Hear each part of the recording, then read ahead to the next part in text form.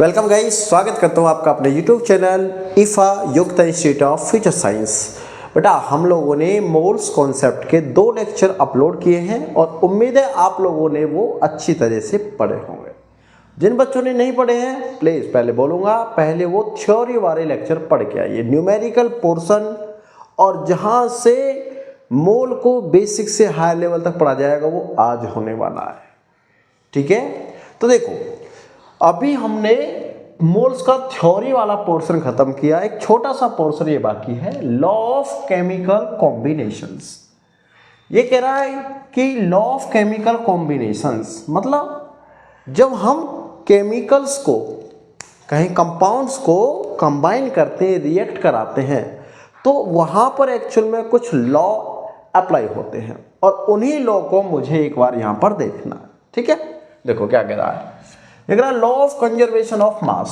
मतलब क्या है इसका, आपको पता कंजर्वेशन ऑफ मास मतलब मास सेम होने वाला है।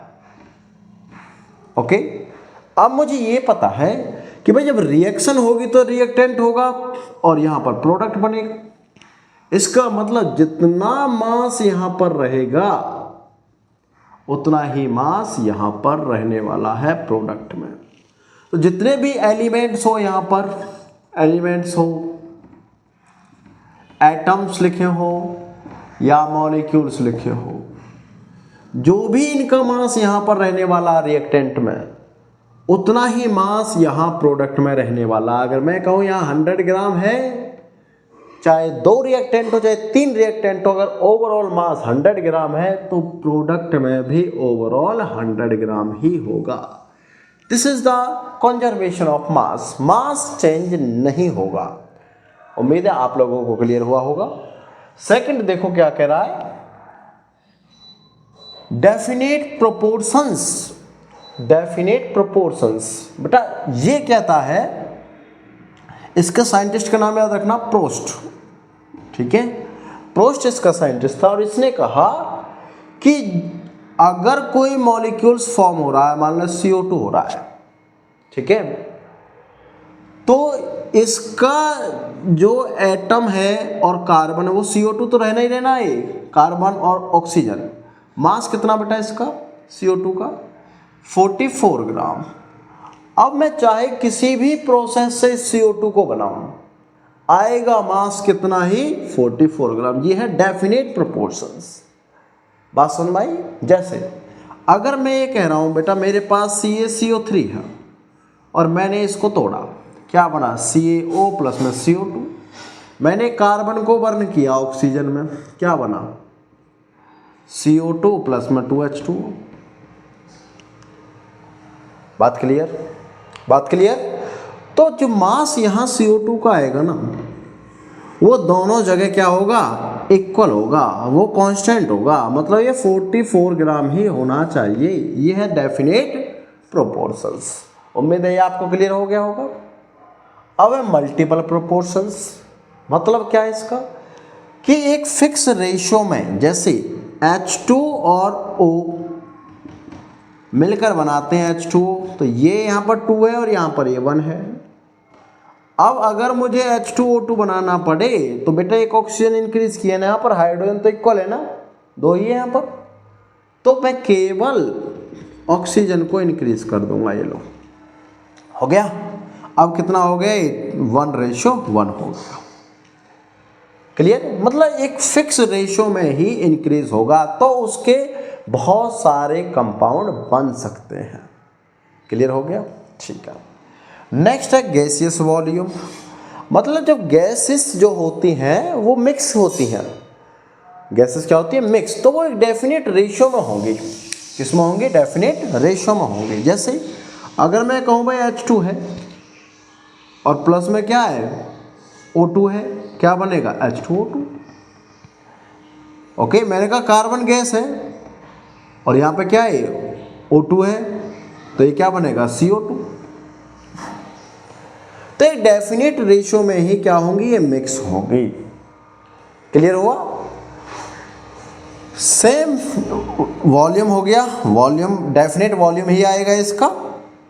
Avogadro law. एवोगैड्रो लॉ क्या कहता है बच्चों ये कहता है कि अगर मेरे पास 1 मोल ऑफ एटम्स हो, आयंस हो या फिर मॉलिक्यूल्स हो,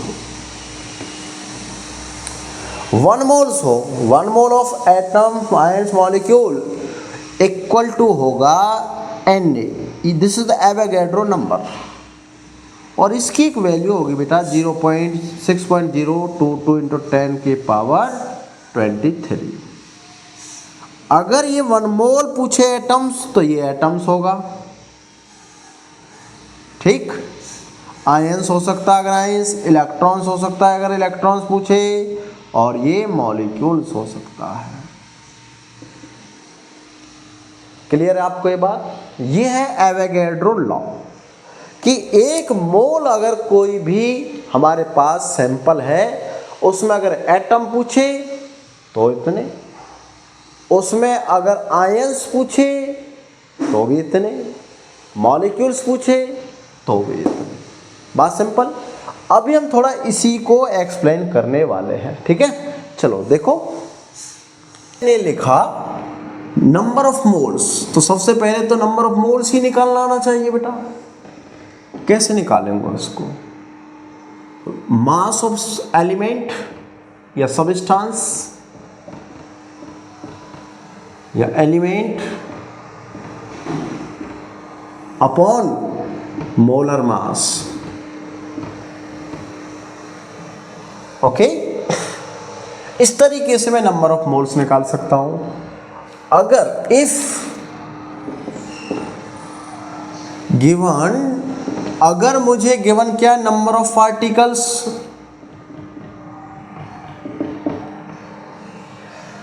अगर मुझे क्या गिवन है बेटा, पार्टिकल्स गिवन है, और मुझसे पूछा जाए नंबर ऑफ मोल्स बताइए उनका, ठीक है।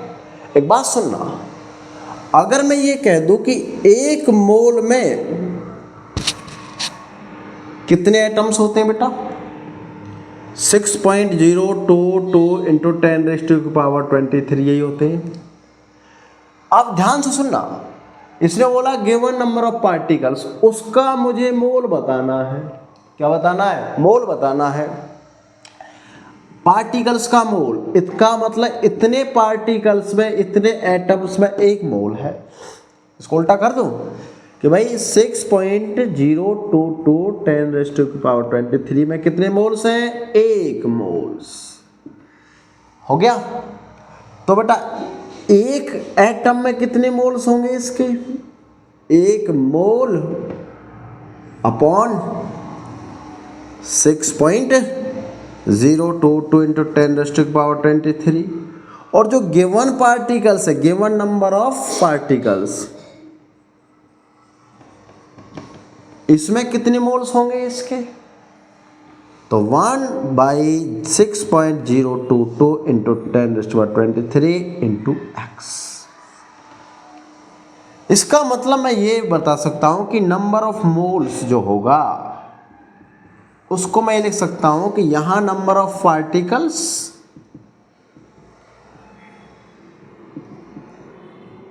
अपॉन यहां पर 6.022 इंटू 10⁻23। बोलो बच्चों, ये रिलेशन क्लियर हुआ क्या आपको? जैसे एक एग्जांपल समझाता हूं मैं आपको यहां पर, ठीक है। एग्जांपल देखो, अगर मैं आपसे ये कह दूं कि मेरे पास में है 12 into 10⁻23 atoms of hydrogen, atoms of hydrogen, how many moles? How many moles? तो बेटा मोल्स कितने होंगे इसके? सिंपल सी बात है, एटम्स डिवाइड कर दो, इससे कितना आ जाएगा ये? तो number of moles equal to total particle 12 into 10⁻23। सबको पता चल गया होगा कितना आएगा बेटा? 23 से कैंसल, इससे 2 टाइम्स इक्वल टू 2 मोल्स। बोलो बात क्लियर? क्या आपको सिंपल रिलेशन समझ में आ जाए? अब देखिए दूसरा रिलेशन क्या है इसका। तो गाइस नेक्स्ट कंसेप्ट क्या था? Mass of one atom. ये बहुत बार आता है एग्जाम में। मास ऑफ वन एटम कैसे निकालेंगे बेटा? Gram gram atom of elements upon Na की वैल्यू क्या थी? 6.022 इंटू 10⁻⁻23। मतलब क्या है? मुझे अगर बहुत सारे ऑक्सीजन के एटम है बच्चों, है ना, बहुत सारे, और मैं ये कह दूं कि मुझे 10 ग्राम में एक एटम का मास बताइए, मगर अगर मैंने कह दिया कि मेरे पास 10 ग्राम क्या है? हाइड्रोजन है ना, तो मुझे एक एटम का मास बताइए, तो कैसे निकालेंगे? ये रहा आपके पास ग्राम और ये रहा आपके पास 6.022 इंटू 10⁻⁻23। इस तरीके से निकालें। बात सुन रहे? मैं बहुत सारे क्वेश्चन कराऊंगा इस बेस पर। सेम ऐसे देखिए क्या है, मास ऑफ वन मॉलिक्यूल,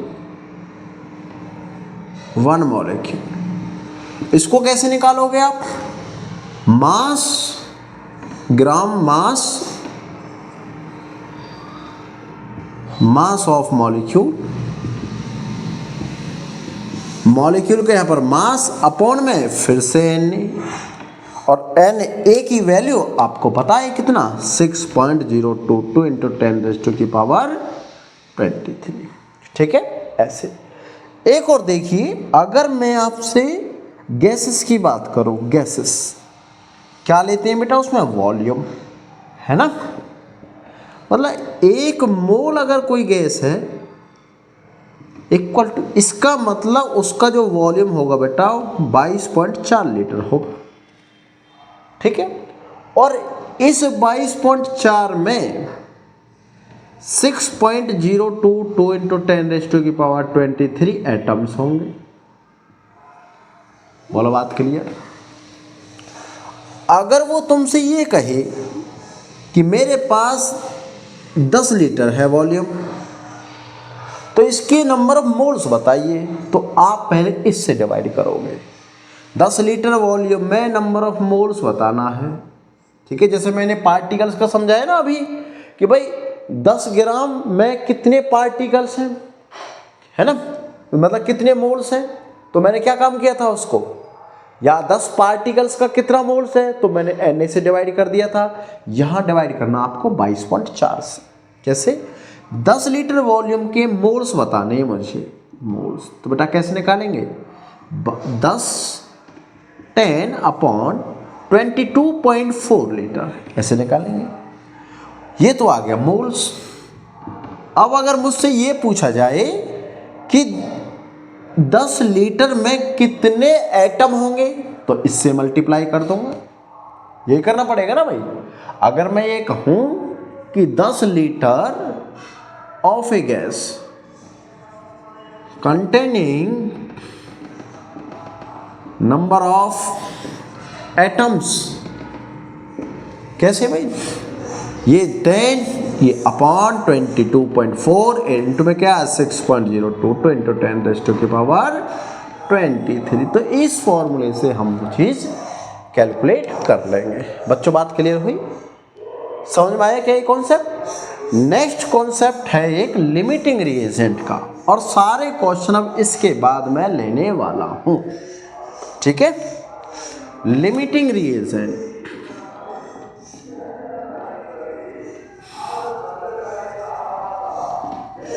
इसका मतलब क्या है ये तो मुझे पता है। लिमिटिंग बोला उसने तो लिमिट में होना चाहिए भाई। एक कंपाउंड लिमिट में होगा, मतलब लोअर अमाउंट में होगा। जैसे मैंने कहा ये ए है, ये बी है, और ये बना बेटा सी।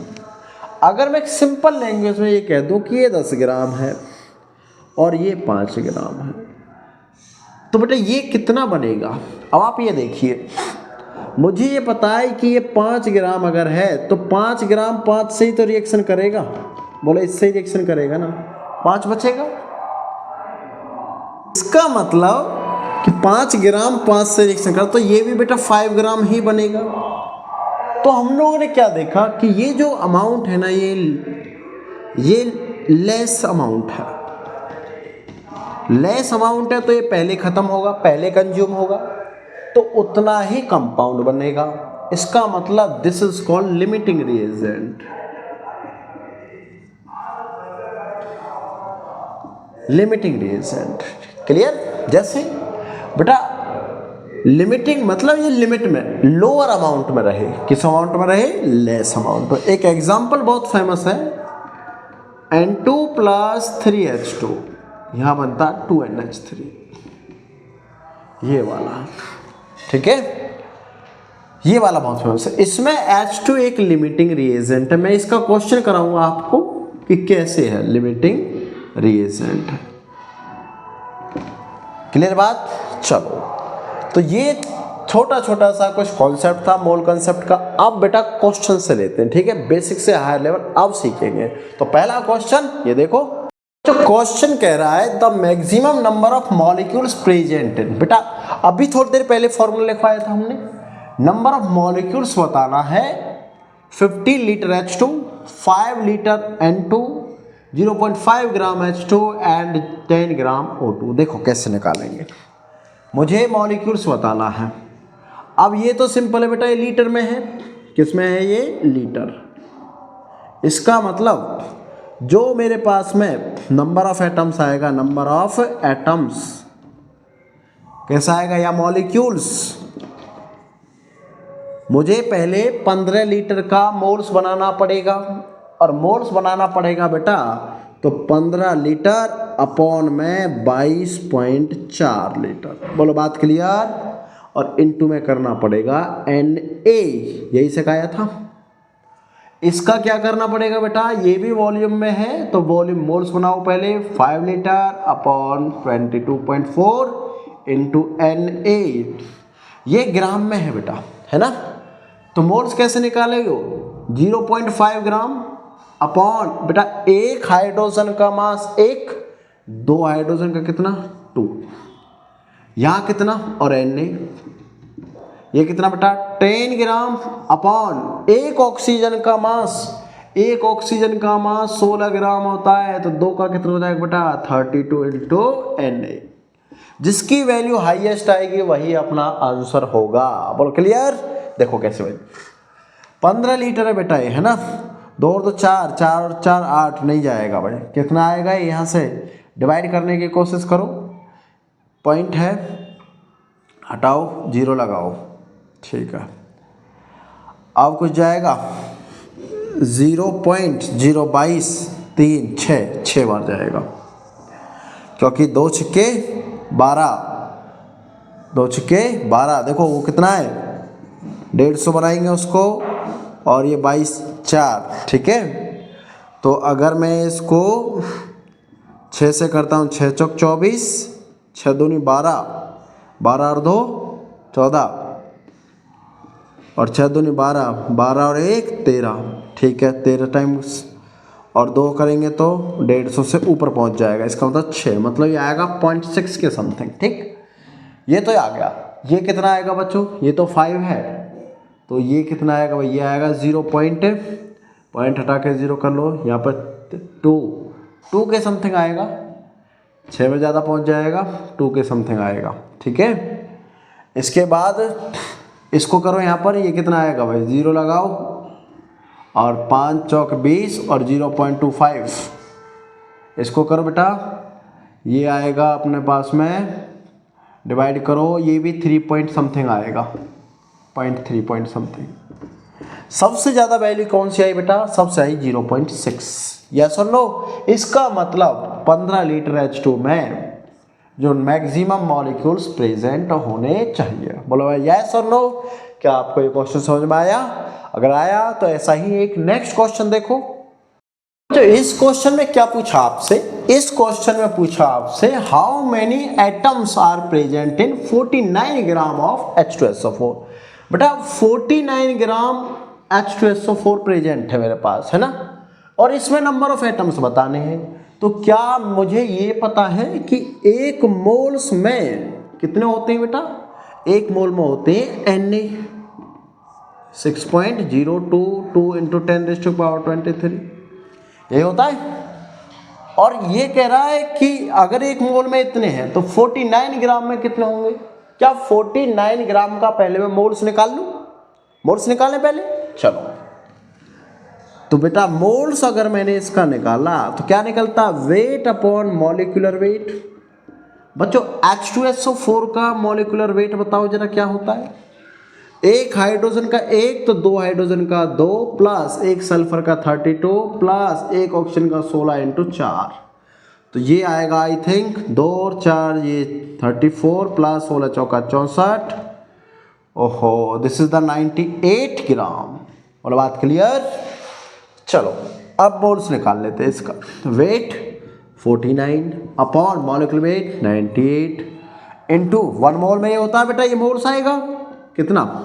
6.022 इंटू 10⁻23, ये 2 टाइम्स और 2 से ये 3.011। बोल बात क्लियर? अब अगर ये वैल्यू आ रही है तो बेटा नंबर ऑफ एटम्स बता लेना इसके। बेटा टोटल कितने एटम है इसमें जरा बताओ? टोटल कितने एटम्स है बच्चों इसमें? 2 तो हाइड्रोजन है, एक सल्फर 3 और 4 7, इसका मतलब इसमें 7 एटम्स है। तो करो इसको मल्टीप्लाई, तो ये आएगा 7 into 3.011 into 10⁻23। This is the answer. दोनों किधर है? 7 है, 3 9 5 9 5 9 7। Yes, this is the right answer. क्या आपको ये क्वेश्चन समझ में आया? ऐसा ही एक नेक्स्ट क्वेश्चन देखो फिर बच्चों। ऐसा क्वेश्चन अगर देखें ना, इंसुलिन कंटेन्स 3.4% सल्फर। बच्चों जब भी तुमसे परसेंट की बात की जाए ना कि इतने परसेंट सल्फर, इतने परसेंट ऑक्सीजन, आप ये कंसिडर करोगे कि वो 100 ग्राम में प्रेजेंट है और उतने ही ग्राम है। जैसे क्वेश्चन देखो क्या कह रहा है, इंसुलिन कंटेन्स 3.4 सल्फर। ऐसे ही क्वेश्चन नीट में आते हैं और ऐसे ही तुम्हें करने हैं, ठीक है। इंसुलिन कंटेन्स 3.4% सल्फर, then the minimum mass of the insulin is about. बच्चों अगर ये कह रहा है कि ये इंसुलिन है, ये रहा इंसुलिन, तुम्हें पता हार्मोन्स होता है, इसमें जो सल्फर है वो कितना परसेंट है? वो 3.4% है। क्या मैं ये कह दूं कि 3.4 ग्राम सल्फर है किसमें? 100 ग्राम में। बोलो यस और नो, यस और नो, क्लियर? तो बेटा 1 ग्राम सल्फर कितने में होगा? 100/3.4। और सल्फर का जो वेट होता है वो कितना होता है? Weight of sulphur, mass of sulphur लिखो, मोलर मास ऑफ सल्फर। बच्चों मुझे पता 32 होता है, इसका मतलब 32 ग्राम कितने में होगा? 100/3.4 इंटू 32। बोलो बात क्लियर? 32।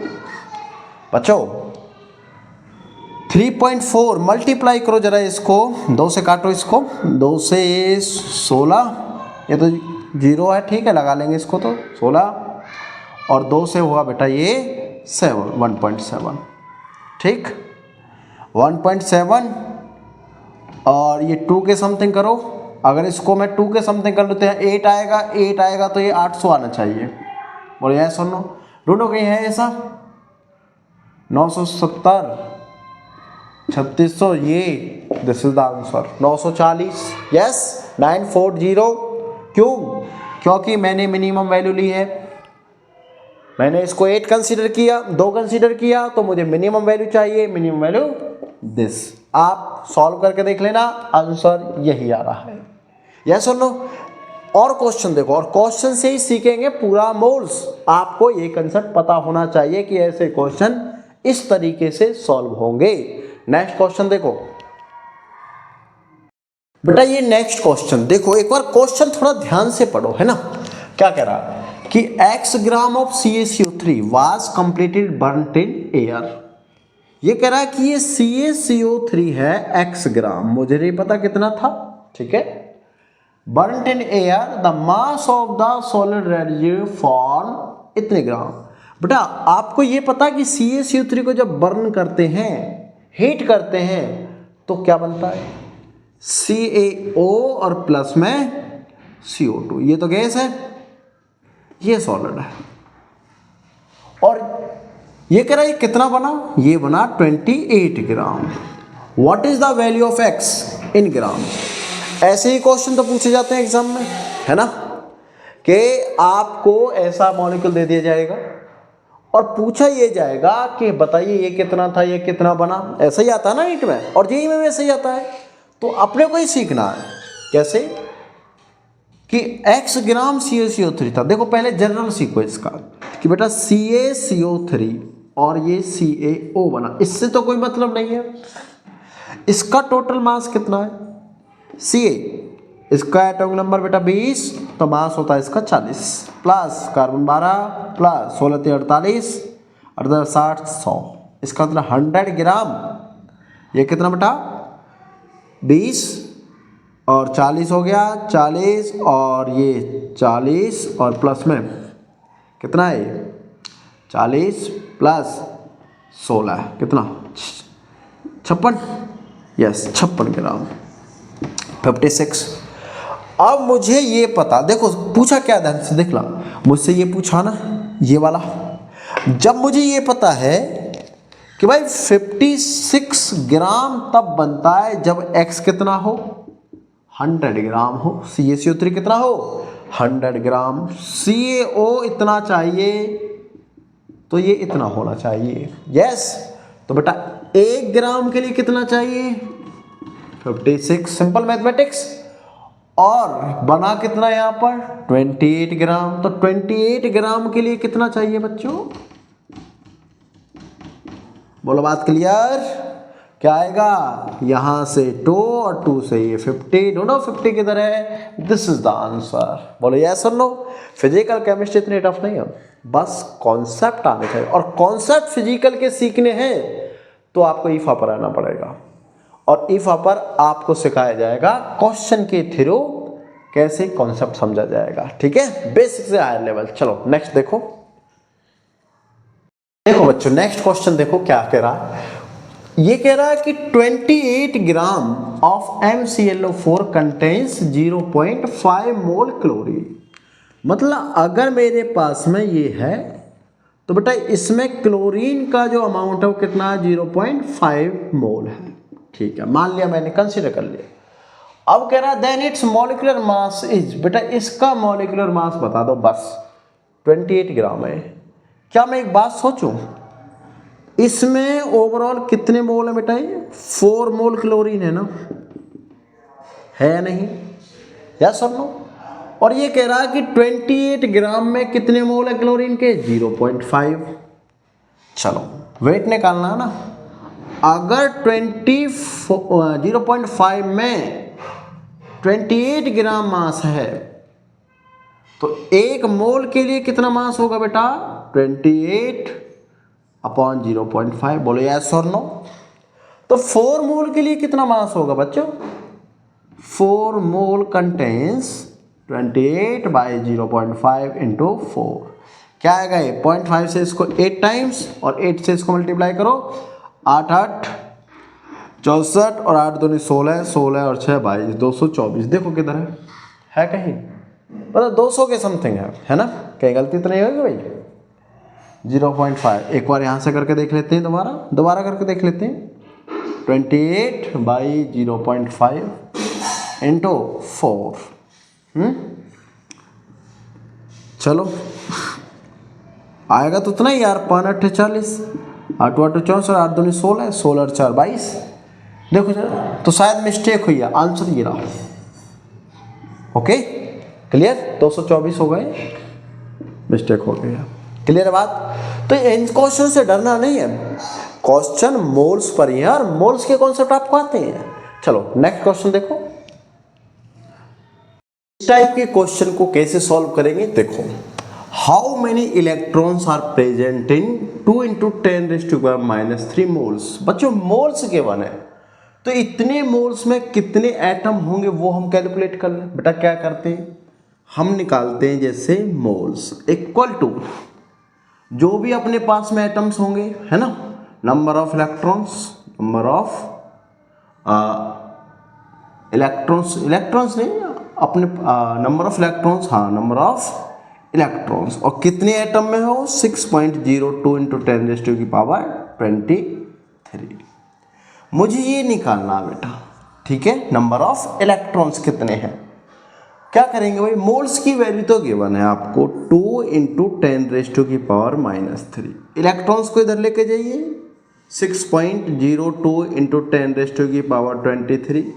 और बेटा इसमें टोटल इलेक्ट्रॉन कितने हैं ऑक्सीजन में, देखिए ऑक्सीजन का एटॉमिक नंबर 8 होता है, तो 8 इलेक्ट्रॉन तो ऑलरेडी हो गए, और 2 नेगेटिव तो 10 इलेक्ट्रॉन, इसका मतलब इंटू 10 कीजिए। जरा सॉल्व कीजिए कितना आएगा, सॉल्व करें तो यह यहाँ से 20 बचा, 2 दूनी 4 और 2 छक्के 12, ठीक है, ये आया इंटू 10⁻20 इंटू 10, 21 करो इसको डायरेक्ट ही 21 कीजिए, तो आंसर आ गया ये वाला मेरे पास। बोलो बात क्लियर। इसका मतलब इतने इलेक्ट्रॉन्स इसमें प्रेजेंट है, कितने मोल्स में, 2 इंटू 10⁻⁻20 और -3। क्या आपको ये क्वेश्चन समझ में आया। देखो उसने क्या बोला, हाउ मैनी इलेक्ट्रॉन्स, किसमें बेटा, ऑक्सीजन इसमें। अब मुझे ये पता है कि एक ऑक्सीजन जो है इसमें 10 इलेक्ट्रॉन है, तो इतने मोल्स में कितने होंगे, है ना, इलेक्ट्रॉन पूछा ना, तो आप इसकी मल्टीप्लाई इसमें कीजिए और नंबर ऑफ एटम से एवोगाड्रो नंबर से कर दीजिए, तो टोटल नंबर ऑफ इलेक्ट्रॉन्स उस एटम पर आ जाएंगे। बात समझ में आई। चलो नेक्स्ट क्वेश्चन देखो, देखो क्या कह रहा है नेक्स्ट क्वेश्चन। ये कहता है कि at STP 5.6 litre of a gas, ठीक है, वॉल्यूम उसने दे दिया 5.6 लीटर, ओके। अब ये कह रहा है कि उसका जो वेट है, मतलब वेट उसने दे दिया कितना, 60 ग्राम। क्या चाहिए मुझे, वेपर डेंसिटी चाहिए, वेपर डेंसिटी चाहिए, ओके, वेपर डेंसिटी चाहिए। क्या बेटा आपको वेपर डेंसिटी का फॉर्मूला पता है, क्या होता है, 1/2 मोलर मास, मोलर मास, या ओके, मतलब जो भी यहां पर मोलर मास आएगा उसको 2 से डिवाइड करना, या फिर यहां पर लिखा हो सकता है हाइड्रोजन का मास H2 का, तो H2 का मास 2 ही होता है, इसलिए यहां पर 2 लिखा मिलेगा, ठीक है। अब देखिए अगर मुझे वेपर डेंसिटी चाहिए तो मुझे इसका मोलर मास चाहिए पहले, जिसका 5.6 क्या है, वॉल्यूम है, और 60 ग्राम वेट है, तो मुझे इसका मोलर मास चाहिए। अब मेरे पास फॉर्मूला तो नहीं है भाई, तो मैं मोलर मास कैसे निकालूंगा, बहुत सिंपल, देखो कैसे नहीं। मुझे ये पता है कि 5.6 अगर इसका वॉल्यूम है तो मैं इसके नंबर ऑफ मोल्स निकाल सकता हूं, मैंने पहले बताया, देखो पीछे जाके देखो, ठीक है। कैसे निकालेंगे बेटा, number of moles equal to 5.6 ये वॉल्यूम अपॉन में 22.4, ऐसे निकलेगा भाई, एक मोल में इतना ही होता है। अब ये कह रहा कि वेट 60 ग्राम है, ठीक है, मुझे ये भी पता है कि n equal to weight upon molecular weight होता है, तो जब ये n इक्वल है तो मैं इसको इक्वेट कर दूं 5.6 by 22.4 equal to weight 60 gram upon molecular weight मुझे चाहिए, और बात क्लियर, निकल जाएगा मोलर मास ये वाला, और उसको 2 से क्या कर देना है, डिवाइड कर देना। तो देखो क्या आएगा भाई, मुझे ये पता, अगर मुझे ये निकालना होगा तो मुझे क्रॉस करना पड़ेगा, मतलब molecular weight equal to 60 into 22.4 upon 5.6, point से पॉइंट हटा दो, ठीक है। अब देखो मुझे ये पता है कि इसको मैं डिवाइड कर सकता हूँ, कैसे बेटा, कि अगर मैंने 4 से किया तो ये आएगा 12 पंजे 60, ठीक है, 15 चौके 15 बार, और इसको किया तो ये आया 1 4 चौक 16, 14 चौके 56, ठीक है। इसके बाद इसको कर सकता हूँ क्या, देखते हैं, ये यहाँ से होगा 7 से जाता है क्या, 7, हाँ 7 दूनी 14, और ये गया बेटा 7 या 21 और 7 दूनी 14, और 2 से ये 16 टाइम्स 16 पंजे 80, 16 एकम 16, 16 और 8 24, इसका मतलब 240। बेटा मोलर मास आ गया 240, है ना। अब मुझे वेपर डेंसिटी चाहिए थी, तो Vp equal to 240 upon two equal to 120। बोलो बहुत सिंपल। क्या आपको वेपर डेंसिटी का कॉन्सेप्ट समझ में आया? यस और नो? हमने बोला क्वेश्चन के थ्रू समझाएंगे आपको सारा। उसमें दो बेनिफिट है। एक तो आपको ये पता चल जाएगा कि फॉर्मूला क्या लगना है, क्यों लगना है, कैसे जब क्वेश्चन आएगा तो फॉर्मूले को अप्लाई करना है, और इस टाइप के क्वेश्चन को कैसे सॉल्व करना है ना। सिंपल। चलो नेक्स्ट देखो। ये इसमें पूछा बेटा mass of one molecule of water. जरूरी नहीं है यहां पर वाटर हो सकता ऑक्सीजन कह दे, हो सकता है यहां पर ग्लूकोज कह दे, हो सकता अमोनिया कह दे, हो सकता CO2 कह दे। तो इस टाइप के क्वेश्चन को कैसे आपको करना है वो ध्यान से देखिए बेटा। हमें ये पता है कि मास ऑफ वाटर मतलब H2O का जो टोटल मास कितना होता है, total molar mass equal to 18 gram. यही होता है बेटा एक मोल में, है ना। और मैंने नंबर ऑफ मोल्स के according mass of one atom कैसे सिखाया था बेटा? ग्राम मास ऑफ वन एटम मतलब एटम या मॉलिक्यूल है तो मॉलिक्यूल लिखो, मॉलिक्यूल अपॉन Na। यही लिखा था ना भाई, है ना। तो क्या आएगा भाई? मास ऑफ वन एटम, एक एटम का मास बेटा कितना है? ग्राम मास कितना? 18 ग्राम। और Na कितना? 6.022 into 10⁻23। Clear?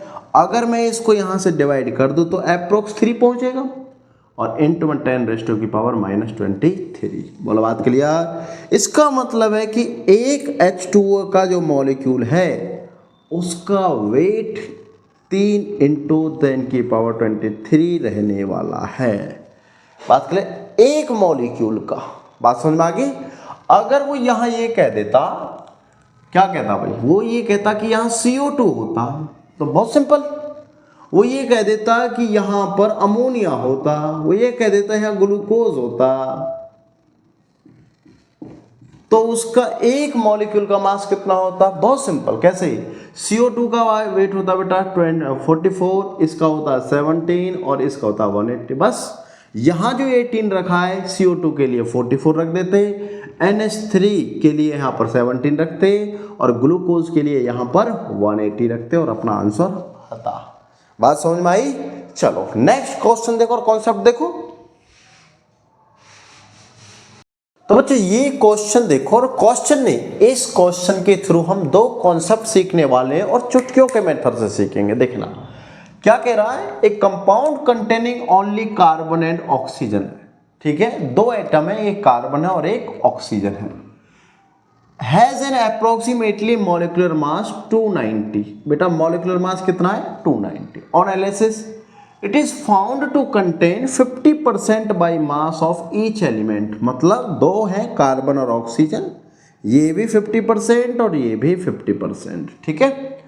It's molecular formula can be, और बेटा इनका अप्रोक्सीमेटली जो मोलर मास है वो 290 है फॉर्मूले से।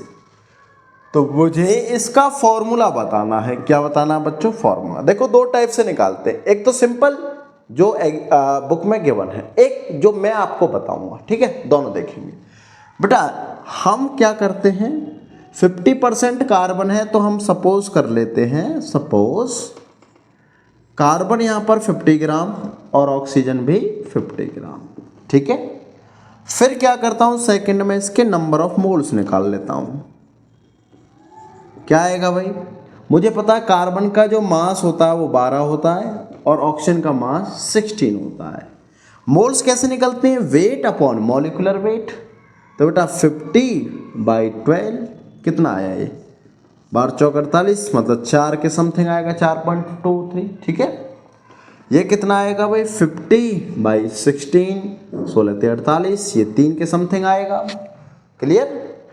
अब ये तो मुझे पता चल गया कि इसमें मोल्स देखना आपको कि किसके हाई हैं और किसके कम हैं, ठीक है बेटा। अगर मैं यहाँ चेक करूँ, इसको डिवाइड करो या डायरेक्ट कर दो, कैसे, कार्बन 4 है और ऑक्सीजन 3 है, ये लो।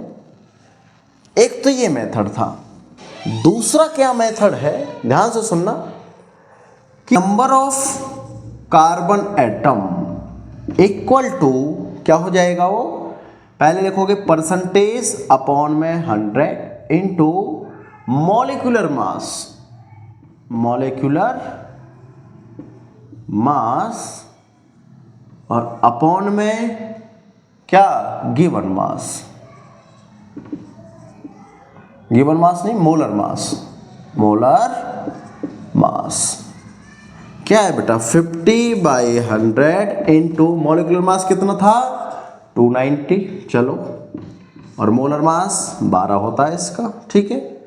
1 ये 2 टाइम्स और 2 से इसको डिवाइड कर दो, कितना आएगा, ये आएगा 2, 145, 12 से इसको डिवाइड करो, 12 12 144, ये 12 ही आ गया, 12 आ गया, क्लियर। सेम ऐसे ही नंबर ऑफ ऑक्सीजन कैसे निकालोगे, percentage by 100 into molecular mass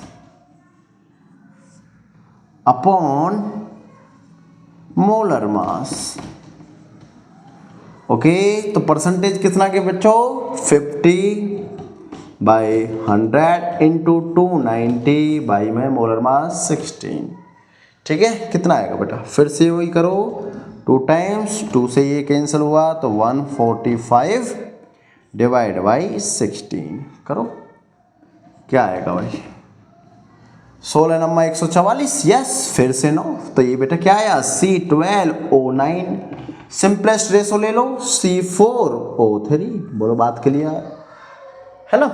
तो आपको ये 2 मेथड में से जो बेटर लगे वो कीजिए, लेकिन मैं कहूंगा आप इससे आंसर लाइए, सारे क्वेश्चन का आंसर इससे होने वाला है। इसमें क्या पता है, इसमें मोल्स का कॉन्सेप्ट लगाना पड़ेगा, नंबर ऑफ मोल्स, फिर उसको लेस नंबर ऑफ मोल्स से डिवाइड करना पड़ेगा, लेकिन इसमें ऐसा कुछ नहीं है, डायरेक्ट निकाल देंगे number of carbon, number oxygen. मान लो 3 एटम होते, तीनों का परसेंटेज गिवन था, फिर क्या करते हैं हम उसमें तीनों को इसी फॉर्मूले से निकाल लेते हैं, ये ना फॉर्मूला अपने पास में, percentage by 100 into molecular mass by molar mass. Molecular mass हमें गिवन होता है, तो हम किसी भी क्वेश्चन का यहां से मॉलिक्यूलर फॉर्मूला निकाल सकते हैं, है ना। चलो नेक्स्ट क्वेश्चन देखो। ऐसे क्वेश्चन भी लाजवाब होते हैं, जेईई नीट तो पूछता ही ऐसे क्वेश्चन, सीयूटी पूछता आजकल। देखो क्या कह रहा क्वेश्चन, क्वेश्चन कह रहा which pair of species has same percentage of carbon. आपको ए बी कुछ मॉलिक्यूल्स गिवन है, बी में भी 2 मॉलिक्यूल्स हैं, सी में भी 3 में भी, आपको बताना किस ऑप्शन में कार्बन का परसेंटेज सेम है। देखो कैसे निकालेंगे, हमें ये पता है कि परसेंटेज ऑफ कार्बन अगर किसी भी एलिमेंट का, नॉट कार्बन, किसी भी एलिमेंट का निकालना है तो क्या लिखेंगे, वेट ऑफ एलिमेंट्स, जिसका हम वेट परसेंटेज निकाल रहे हैं उसका वेट अपॉन टोटल मोलर मास। ये अपना फॉर्मूला है परसेंटेज ऑफ कार्बन निकाले, कार्बन क्या, किसी भी एलिमेंट का। अगर मुझे कार्बन का पूछा है किसमें, सबसे पहले हम ए ले लेते हैं, ठीक है। देखो मैंने लिखा बेटा CH3COOH और इधर लिखा C6H12O6। भाई कार्बन कितने हैं यहाँ पर, 2 कार्बन है, 2 कार्बन है, तो एक कार्बन का 12 होता है तो 2 का हो गया 24, हो गया मास, ओके 24 तो ये हो गया। अब मेरे पास हाइड्रोजन कितने बच्चों, 4 हाइड्रोजन, 4 हाइड्रोजन है, 3 और 1 4, तो 4 का 4 हो गया। ऑक्सीजन कितने हैं, 2 ऑक्सीजन है, 1 का 16, 16 2 32, टोटल कितना हुआ बेटा 4 4 8 2 10, 3 और 2 5 और 1 6, मतलब 60। परसेंटेज निकालिए जरा, क्या आएगा, कार्बन का 24/60। अगर ऑक्सीजन का पूछता है इसमें तो 32/60 होता, हाइड्रोजन का पूछता है इसमें तो 4/60 होता, लेकिन पूछा किसका है, कार्बन का, इनटू में कर दीजिए 100, 0 से 0, 6 चौक 24 और ये आया बेटा 40%, ठीक। सेम यहाँ पर देखिए 6 कार्बन है बच्चों, तो 12 इंटू 6 इक्वल टू 72, 72। हाइड्रोजन 12 है, इसका मतलब 12 इंटू 1 इक्वल टू 12। और ऑक्सीजन 6 ऑक्सीजन है बेटा, तो एक ऑक्सीजन का 16 इंटू 6 और 16 96। टोटल कीजिए, 2 2 4 6 10 हो गया, 1 7 और 1 8, 9 9 और 1 7 और 1 8, 8 और 9 17, 17 और 1 18, 180। मतलब इस ग्लूकोज का जो मास है वो 180 है। मुझसे पूछा क्या था, कार्बन का परसेंटेज। फिर कीजिए बेटा, कार्बन कितना 72, मतलब ये 72 अपॉन क्या आया 180, 180 आ गया। परसेंटेज निकालना, इसका मतलब 100। 0 से 0 कैंसल, 18 चौके 72 और ये आ गया 40%। इसका मतलब इस मॉलिक्यूल में और इस मॉलिक्यूल में कार्बन का परसेंटेज 40 सेम है। बात क्लियर, अपना आंसर हो चुका। बोला बात क्लियर। इसका मतलब इसमें नहीं होगा, आप निकाल कर देख लेना, इसी फॉर्मूले से निकलेगा। तो क्या आप परसेंटेज निकालना सीखे किसी भी एटम्स का विद रेस्पेक्ट? अगर आपसे 4 ऑप्शन कुछ भी दे दे और पूछे कि इन्हीं 2 एटम्स का परसेंटेज सेम होगा, ऑक्सीजन, नाइट्रोजन, सल्फर, कार्बन, कुछ भी, तो आप इस फॉर्मूले से वो कंसीडर कर सकते हो। चलो नेक्स्ट क्वेश्चन। तो बेटा ये क्वेश्चन बहुत ज़्यादा इंपॉर्टेंट है और इस टाइप का क्वेश्चन तो आपको आना चाहिए, ठीक है। मैंने अपने शॉर्ट्स में भी ऐसा सिखाया है, ठीक है। लेकिन इस टाइप का कोई भी क्वेश्चन आए जिसमें आपसे XH2O, नीट तो जरूर पूछता भाई ऐसे क्वेश्चंस को, ठीक है। जिसमें बोल रहा है, क्या बोल रहा है क्वेश्चन, पहले पढ़ो। एक crystalline salt Na2SO4 into XH2O, मुझे नहीं पता कितने वाटर है XH2O, on heating losses 55.9% of इस मास। बेटा इसको तुम्हें ध्यान रखना है, ये क्या कह रहा है, ये कह रहा है कि अगर मैंने Na2SO4 XH2O को हीट किया तो बनेगा क्या, Na2SO4 और साथ में से XH2O बाहर चला गया इसके साथ से, है ना। अब ये तो जो बाहर गया या तो ये लिक्विड होगा बेटा, या फिर ये क्या होगा, या फिर ये गैस में जाएगा।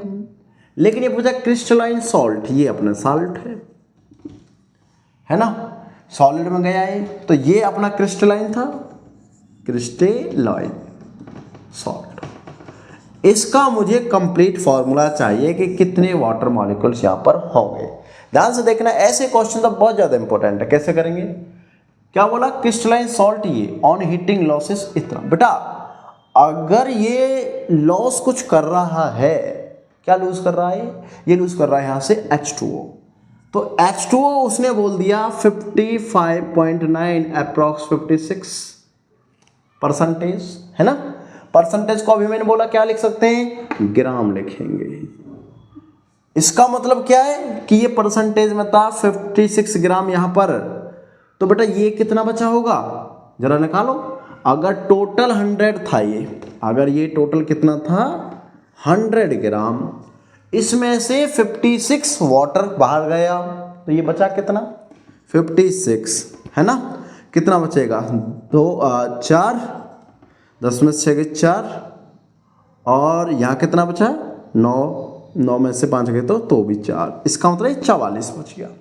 ये कितना बचा बेटा 44 ग्राम। बोलो बात क्लियर। क्या मैं दोनों का मोल्स निकाल सकता हूं, देखो इसका पहले वेट निकालिए, Na2SO4 का मोलर मास निकालेंगे। क्या आएगा बेटा, 2 यहाँ पर सोडियम हुए, एक का 23 होता है 23, तो 2 का कितना हो जाएगा भाई 23 इंटू 46। सल्फर 1 है 32, ऑक्सीजन 4 है 64, क्योंकि एक का 16 है, 16 चौके 64, 6 2 8, 8 4 12, 4 3 7, 7 6 13 और 1 14, 142। इसका मतलब 44/142। बेटा इसको डिवाइड करो, डिवाइड करो इसको, हो जाएगा डिवाइड, कितने से हो जाएगा,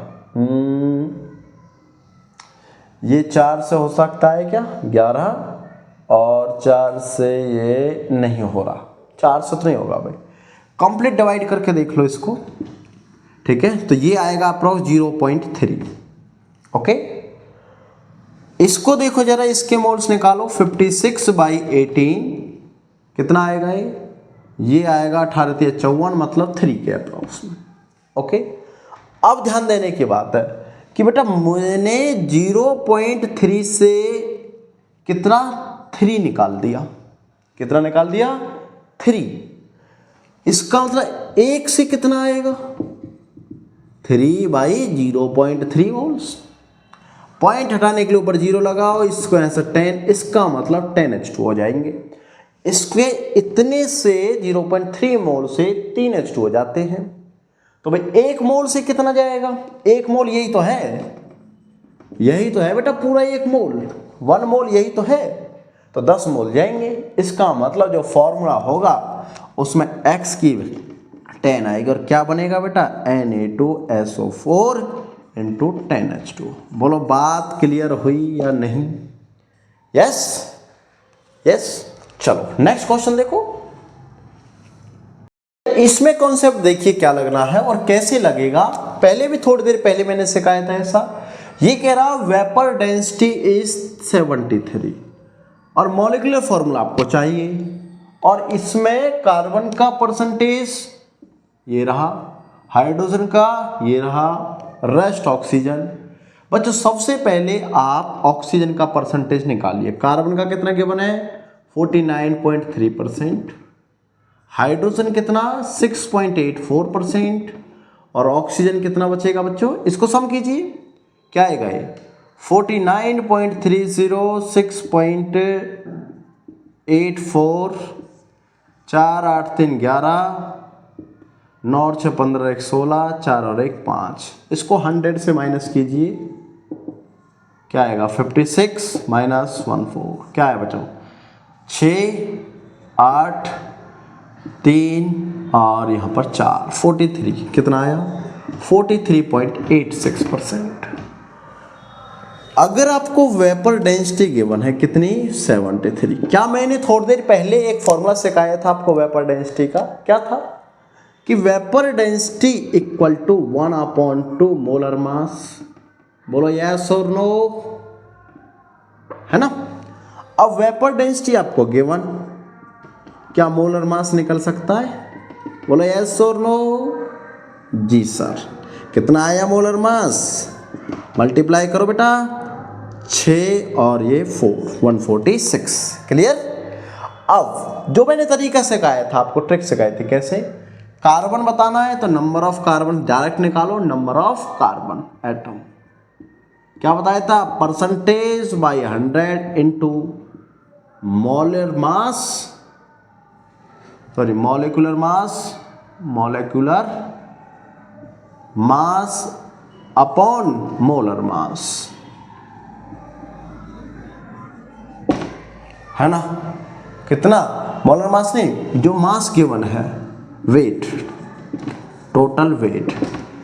कैसे निकालेंगे बेटा, परसेंटेज कितना है कार्बन का 49.30, वेट नहीं मास ही आएगा यहाँ पर, मास।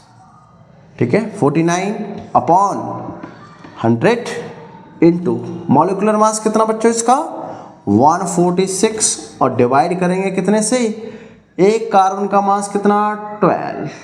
क्लियर। जरा सॉल्व करो इसको, तो ये समथिंग आएगा, सॉल्व करो। देखो ये 49 है और ये 100 है, ठीक है। क्या ये 12 से डिवाइड हो सकता है क्या, देखें, हाँ हो गया भाई। 12 1 के 12, 12 1 12, 2 बचे 12 दूनी 26, 12 12 144 होता है ना, 12 दूनी 24 होता है, हाँ तो नहीं होगा भाई, करो 4 से डिवाइड होगा, यस 4 3 12, 4 से ये गया तो ये आया 4 3 12 और 4 नाम 36, 3 1 3 3 से 13 13 3 39, यस और नो। चलो नेक्स्ट, इसको यहाँ से करेंगे तो कितना आएगा भाई, ये अप्रॉक्स 2 के समथिंग जाएगा, 2 से इसको करेंगे तो ये 6 आएगा। बोलो बात क्लियर, ये तो आया 6। अब मुझे निकालना है नंबर ऑफ हाइड्रोजन। कैसे निकालो बेटा, परसेंटेज कितना 6.84 डिवाइड बाई 100 इंटू, दूसरा कलर ले लेते हैं, इंटू 146 बाई कितना, हाइड्रोजन का वेट कितना होता है 1, चलो ये तो 1 ही है, ये तो डायरेक्ट हो गया भाई। कितना आएगा, इसको सॉल्व करो। ये यहाँ से 6 है, ठीक है, इसको भी पॉइंट में कंसीडर कर दो यहाँ पर, अब मल्टीप्लाई कर दो, तो ये अप्रोक्स इससे मल्टीप्लाई करेंगे 10, बचा हुआ ऑक्सीजन कैसे निकालेंगे बच्चों, परसेंटेज कितना 43.86 अपॉन 100 इंटू 146 बाई ऑक्सीजन का होता है बेटा 16।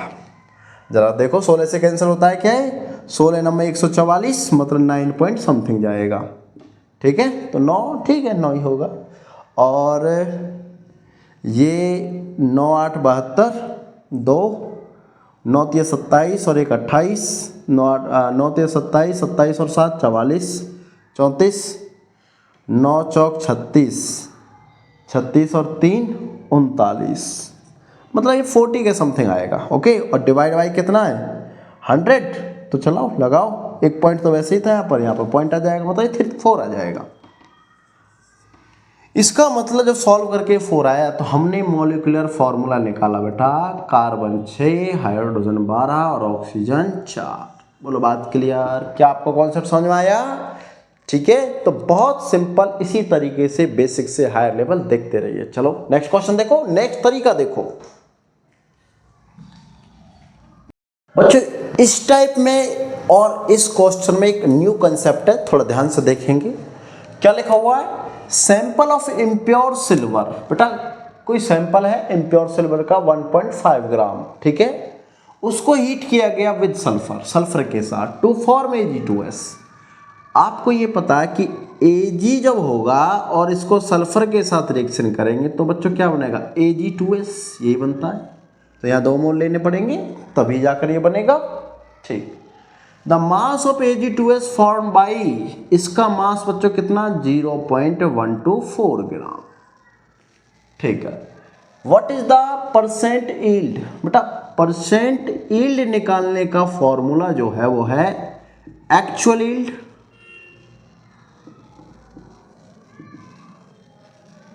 Upon calculated yield.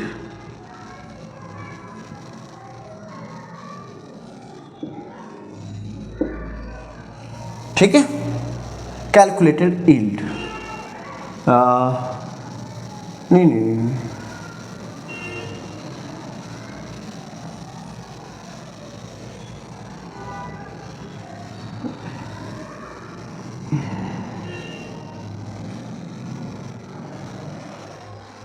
Actual yield upon theoretical yield.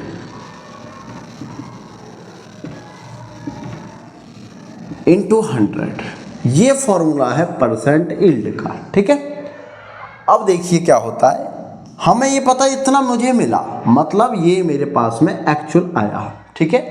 Theoretical कितना आना चाहिए था वो चेक करते हैं। बेटा एक Ag का वेट कितना होता है 108, ये तुम्हें याद रखना चाहिए, वैसे आपको क्वेश्चन में गिवन रहेगा।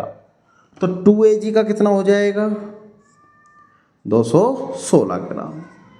216 से बन कितना रहा है, देखिए यहाँ पर Ag 108 इंटू 2 प्लस 32 कितना आएगा भाई 216 प्लस 32 मतलब 248 ग्राम, ठीक है। मतलब इतने ग्राम से इतना बनता है, तो 1.5 से कितना बनना चाहिए देखते हैं भाई, 216 से 248, तो 1.5 से कितना 1.5 ग्राम Ag कितना फॉर्म करेगा 248 अपॉन 216 इंटू 1.5, ठीक है। क्या आएगा भाई आंसर, देखो क्या आना चाहिए, आंसर आना चाहिए, कैलकुलेट करो, कैलकुलेट अगर इसको कर दें यहाँ पर 10 लिख दो, चलो ठीक हटा दिया पॉइंट, 5 दूनी 15, 5 दूनी 10, कटता है क्या 3 से 21 6, यस 3 एकम 3, 3 सत्ते 21, 3 दूनी 6, ओके। 72 से ये कटता है क्या, देखो देखो देखो देखो देखो नहीं 7 चौक 28, 7 9 7 21 होता है, चलो 24 72 24 से 8 से करता, 8 नाम 72, 8 3 24 और 8 दूनी 8 एकम 8, और ये आया 9 दूनी 18, तो ये आया बेटा 31/9 दूनी 18। इसका मतलब कितना आएगा, 18 से 1.67 टाइम्स के समथिंग आएगा, 1.7। ठीक है, मतलब अपने पास में थ्योरेटिकली इतनी है, लेकिन एक्चुअल है कितनी वो 0.14। तो परसेंटेज कैसे निकालेंगे बेटा, 0.124/1.7 इंटू में 100। कैलकुलेट करने के बाद जो आंसर आएगा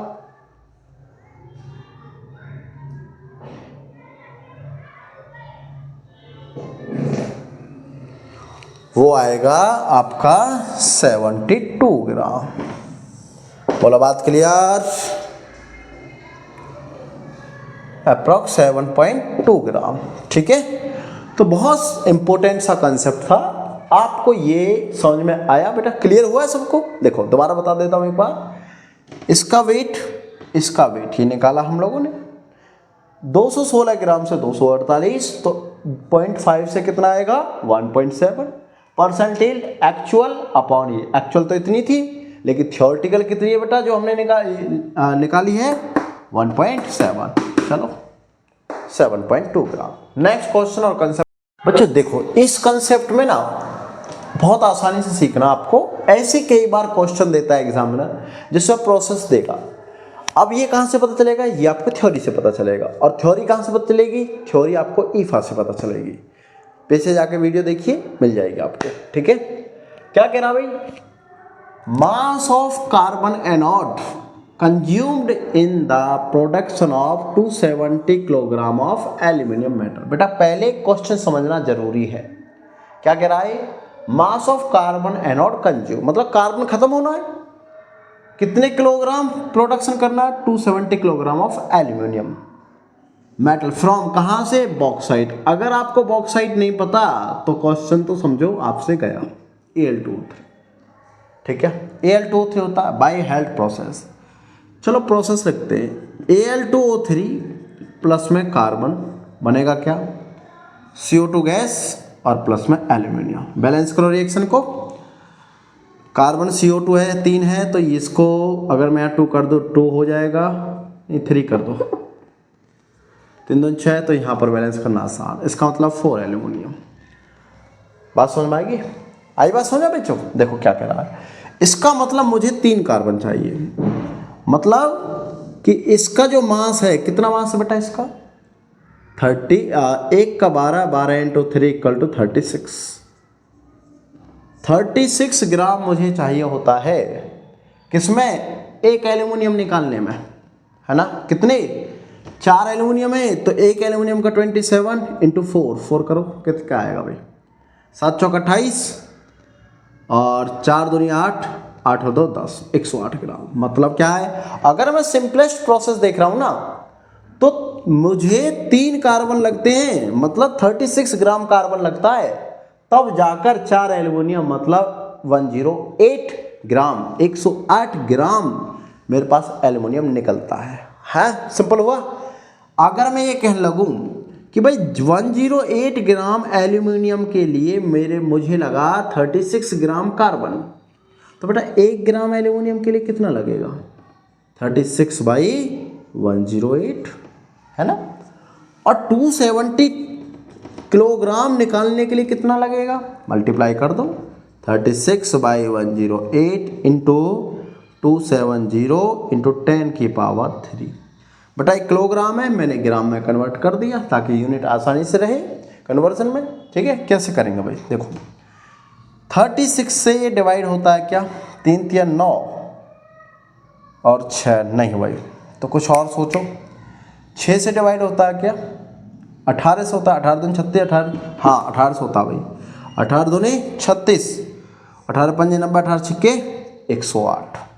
2 से ये होता है क्या, 2 से ये 3 और 3 से ये 9, कितना आया भाई, आ गया आंसर 90 किलोग्राम। बोलो क्लियर हुआ कॉन्सेप्ट, क्लियर। चलो आज के लिए इतना ही, बाकी फिर मिलेंगे आपको, मोल का पूरा कॉन्सेप्ट सिखाएंगे, विद क्वेश्चन के सिखाएंगे, और इस बार PY के क्वेश्चन से सिखाएंगे, नीट के हो चाहे जेई के हो। तब तक के लिए जितने भी मैंने क्वेश्चन के इनके नोट्स बनाइए और इन कंसेप्ट को लिखिए। याद रखिए, आगे क्वेश्चन जेई हो या नीट हो या सीईटी एग्जाम हो यूनिवर्सिटी वाला, आराम से निकलेगा एग्जाम, फटाफट निकलेगा, चुटकी में होगा सॉल्व। ठीक है, तो यहाँ तक वीडियो देखने के लिए आपका बहुत बहुत बहुत बहुत थैंक यू, धन्यवाद। जितना हो सके कम है, तो बेटा वीडियो को लाइक कीजिए, शेयर कीजिए और दोस्तों के साथ बहुत एंजॉय करके शेयर कीजिए। चलो मिलते हैं फिर next. Thank you very much.